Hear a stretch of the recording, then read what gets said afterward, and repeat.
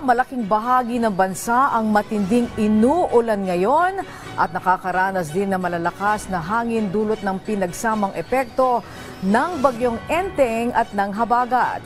Kaugnay po niyan, humingi tayo ng update mula kay Pag-asa Weather Specialist Veronica Torres. Magandang tanghali po, Ms. Torres. Magandang hapon po sa inyo, pati na rin sa ating mga taga-subaybay sa PTV4.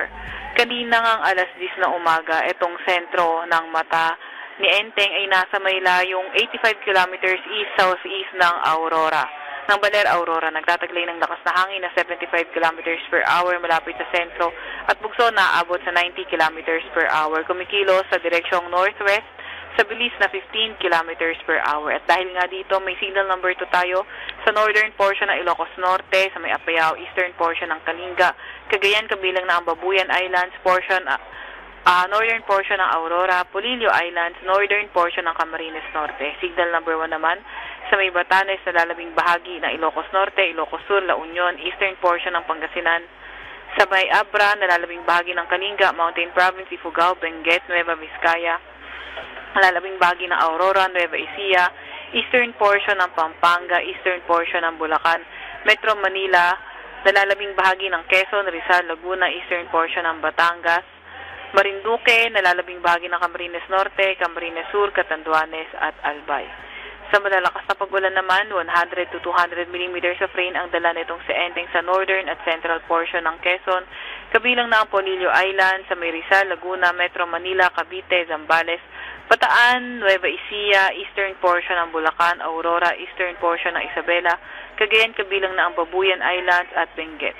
50 to 100 millimeters na mga pag-ulan sa may Marinduque, Romblon, Camarines Norte, nalalabing bahagi ng Ilocos Region, Cordillera Administrative Region, Cagayan Valley, Central Luzon at Calabarzon. Posible na ang lumabas ng ating Philippine Area of Responsibility itong si Enteng by Wednesday, September 4. At yun po munang latest mula sa Weather Forecasting Center ng Pag-asa, Veronica Torres. Ms. Torres, may tanong lang kami sa inyo, no? Yes. Dati po nagkaroon tayo ng Karina, tapos in-enhance niya yung habagat. Dito po sa kaso ng bagyong Enteng, ganun din po ba ang magiging epekto nito sa habagat?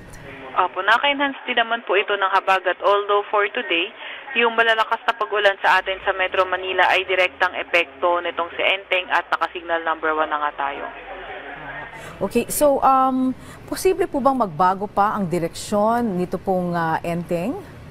Hindi po natin tinatanggal yung posibilidad na magbago ito ng direksyon, pero meron naman tayong area of probability na kung mapapansin natin sa track, ito ay naka-enclose sa loob ng medyo transparent na white area at pwede sa area of probability mapunta yung sentro ng mata nito or yung sentro niya in case na mag-shift northward or southward itong bagyong si Enteng. At tanungin lang natin ulit tungkol sa habagat, dahil nababahala po talaga ang mga kababayan natin sa habagat. So, more or less po, pwedeng lumakas, pwedeng humina, saan po talaga ang lagay ng habagat? Opo, pwede na itong ma-enhance yung habagat, pero kung sa mga areas sa northern at central Luzon kasi, itong si Enteng na yung direktang nakaka-apekto. Sa mga area, sa mga bandang Palawan area, pwede pa rin namang yung habagat yung nagpapaulan. Okay, meron din po ba kayong pwedeng ibigay na update sa ating mga dam? Sa mga dam po kasi natin, ang may hawak po nun ay yung ating HND.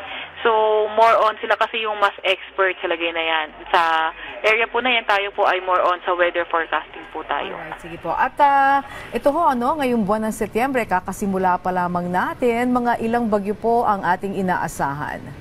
Ngayong September, ang bilang ng posibleng pumasok na bagyo sa loob natin or mabuo sa loob ng ating PAR ay 2 hanggang 3.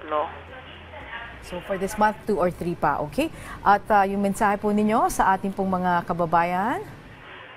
Ingat na lang po tayo at palagi maki-update sa mga ilalabas na advisories ng Pag-asa at maki-coordinate sa ating mga DRR officers. Alright, sige po. Maraming salamat po sa inyo. Pag-asa Weather Specialist Veronica Torres.